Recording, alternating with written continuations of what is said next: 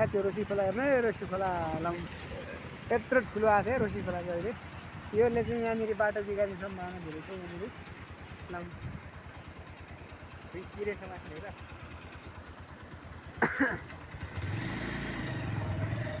कहिले समाएर मोबाइल चाहिँ डह्रो समाउनु म बिस्तारै हिँड्छु बरु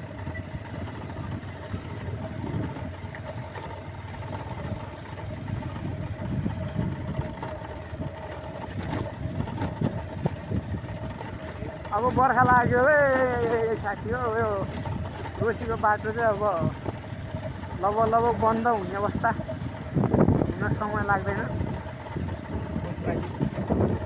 अब पानीले यहाँनिर चाहिँ खोला बिगार्ने चान्स छ अब चाहिँ बिगार्ने सम्भावना छ बाटो निर्माणको लागि चाहिँ पनि दिइरहेको छ बाटो धमाधम बन्द पनि राखिन्छ तर पनि अहिले नै खोला यत्रो छ अब त्यसले गर्दाखेरि पोहोर पनि असोज महिनामा बाटो बिगारेको थियो यसपालि पनि लगभग साउन र भदौ असोज अझै मेन बर्खाको समयले बाँकी महिनाहरू बाँकी नै छन् त्यसले गर्दा हल्का बाटो बिगार्छ होला यसपालि अब बर्खाहरूमा बाटो चल्दैन होला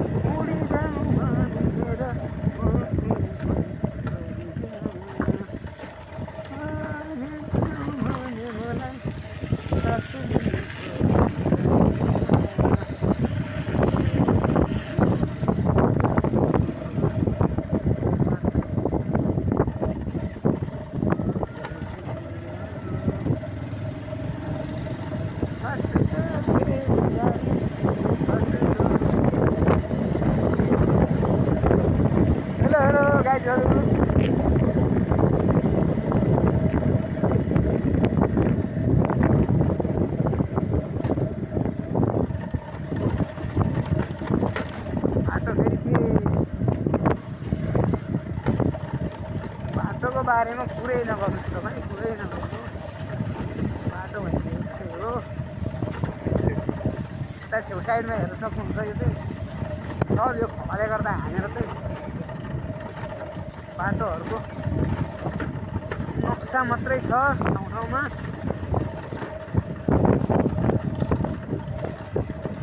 अब यो कहिले बन्छ अब यसपालि नै अब कति बिगार्छ ठेगान छैन अब खोलाको छल्काहरू यस्तो आइरहेको छ यहाँ अहिले अब यहाँ म 2-4 दिन काट्नु पर्थ्यो फर्किँदाखेरि नै खोला बढेर यत्रो भारै छ अब झन् 2-4 दिनमै यत्रो बढ्छ भने अब दिनहुँ बढ्दाखेरि त अब कत्रो होला त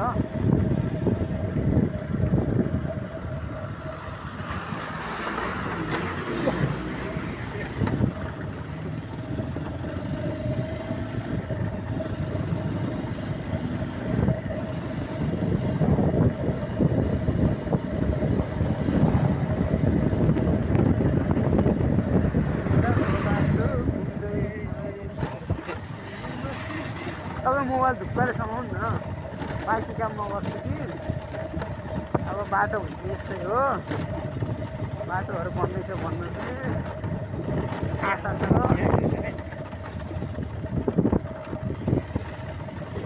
पुरै अब बर्खामा यो बाटो सायद बन्द नै हुनु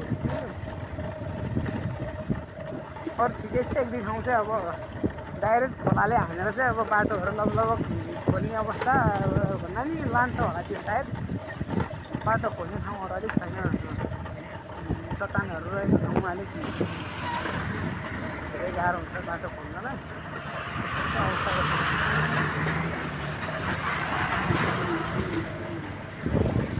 भोको हिसाबले गाह्रो छ बाटो निर्माण हुनलाई लाइकहरू लाइक सब्सक्राइब गर्न नभुल्नु होला।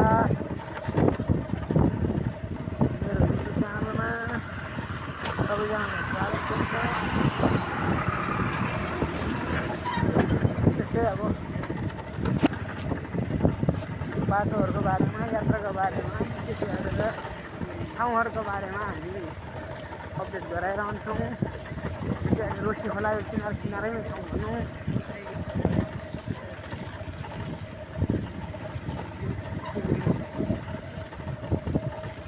अब पिच बाटो भएको भए हामीले यो गाडीहरूलाई भेट्न सकिन्थेन। उहाँहरूको गति अब एकदम स्पिड हुन्थ्यो, त्यो सिमितै रहेको छ। हल्का गति हल्का पिच हुँदै गएको हिसाब चाहिँ उहाँहरूसँग भेट हुँदै बिस्तारै हामी आनन्दले रमाइलो गर्दै हुन त पाइएको छ कि, तर पनि ठुलो हिलोको बारेमा कुरै नगर्नुहोस्। बाटोमा हिलो उडाउने, अरू ठाउँमा पानी जमेको हिलो, यस्तो हिलाम्ने ठाउँहरूमा चाहिँ हिलोले हान्ने। ओहो अलिक डेन्जर छ होइन, तर पनि सामना गर्नु पऱ्यो। अब जुत्ताको बारेमा कुरै नगर्नु। ठाउँ ठाउँमा त गाडी अब खुट्टा नगाडी हुँदैन, गाडी नै के अरे खुट्टा गाड्नै पऱ्यो ठाउँ ठाउँमा। यस्ता कुराहरू सामान्य नै भनौँ। अब यात्रा गरिसकेपछि अब कस्ता कस्ता परिस्थितिहरू सामना गर्नुपर्छ।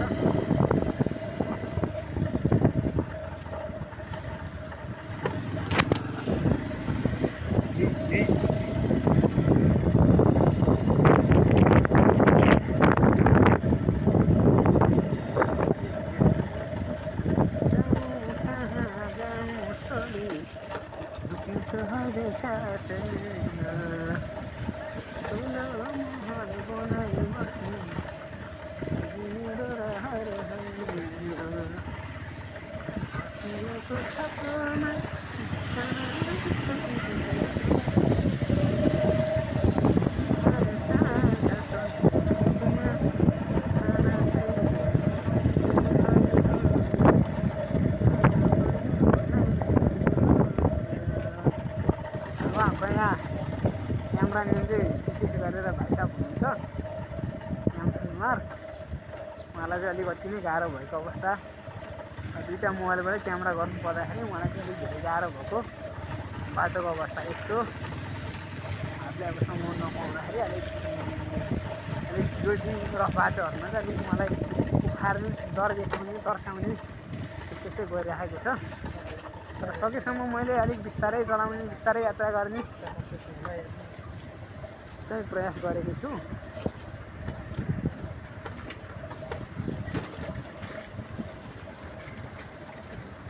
हेर्नुहोस् अब पारी हेर्नुहोस्, एकदम लाइन छ।